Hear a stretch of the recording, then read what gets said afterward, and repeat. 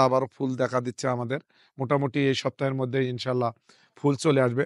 বিসমিল্লাহির রহমানির রহিম। আসসালামু আলাইকুম। প্রিয় দর্শক, দীর্ঘদিন পর আপনাদেরকে ড্রাগনের তথ্য দেব। আমরা সবসময়ই রাসায়নিক সার ছাড়া, কীটনাশক ছাড়া অর্গানিক ফসলগুলা করার জন্যে সবসময় আপনাদেরকে শুধু উৎসাহ দেই না, আমরাও করি। আমরা যদি একটু নিচের দিকে দেখেন, আমরা রাসায়নিক সারের বিকল্প হিসাবে আমরা কচুরি পানা এবং ভার্মি কম্পোস্ট ব্যবহার করছি এবং আগাছার জন্যে যদি আপনারা একটু দেখেন, আমরা মালচিং বিছাই দিছি।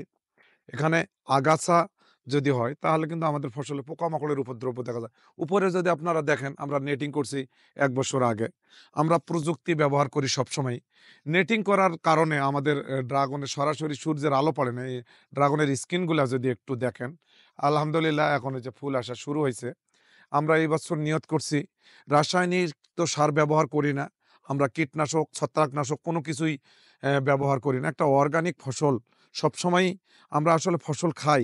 আমরা ফসলের নামে কি খাচ্ছি সেটা আমাদেরকে অবশ্যই বুঝতে হবে। আমরা ২ টা লেয়ার করছি। বাংলাদেশে আমরাই ১ম ২ তলা বিশিষ্ট ড্রাগন করছিলাম। এটার ভালো রেজাল্ট আমরা পাইছি এবং পারফরম্যান্সও ভালো পাইছি। আবার এটাকে অনেক জায়গাতে আপনারা ড্রাগন দেখছেন, একগুলা গাছ ছোট, একগুলা বড়। আমরা কিন্তু পুলিং করে সুন্দরভাবে একই জাতের, একই সাথে খুবই সুন্দরভাবে যা আবারও ফুল দেখা দিচ্ছে আমাদের। মোটামুটি এই সপ্তাহের মধ্যে ইনশাআল্লাহ ফুল চলে আসবে। আমরা এই বছর সর্বোচ্চ একটা ড্রাগনের পরিচর্যা এবং অর্গানিক অর্থাৎ কীটনাশক, রাসায়নিক সারমুক্ত একটা ড্রাগন বাংলাদেশে উৎপাদন হবে, সেটা আধুনিক কৃষি ফার্মে। এই নিউজটাই দেওয়া আমাদের মূল লক্ষ্য এবং আমরা কিভাবে করতেছি। উন্নত বিশ্বে আমরা দেখি তারা কৃষিতে অনেক উন্নত। কেন? তারা পরিষ্কার, পরিচ্ছন্নতা অনেক কিছু ব্যবহার করে। আমরাও স্প্রিংলার সাহায্যে পানি দেই। আমরা সবকিছুই এখানে প্রযুক্তি ব্যবহার করছি। লাইটিং পদ্ধতি ব্যবহার করছিলাম। কিন্তু এটা একটা ভুল তথ্য আমাদেরকে দিয়ে আমাদের দেশের চাষির ক্ষতি করা হয়েছে। এটা আমি এ নিয়ে আর কথা বলার আমার দরকার নাই। যারা করছেন তারাই ভালো জানেন। আমরাও সেটা করছিলাম, করে আমরা ক্ষতিগ্রস্ত হয়েছি। প্রিয় দর্শক, আমাদের এই ড্রাগনের জন্য দোয়া করবেন।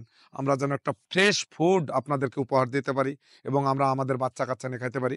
এটাতে যদি আমি আজকে ফল আসার আগেই বললাম, এটাতে যদি কোনো ছত্রাকনাশক, এটাতে কোনো কীটনাশক, এটাতে কোনো রাসায়নিক সার ব্যবহার করা হয়, তাহলে এই ফুডটা যদি প্রমাণ করতে পারেন তাহলে আমি ড্রাগনের বাগানটা কাটে ফেলাবো।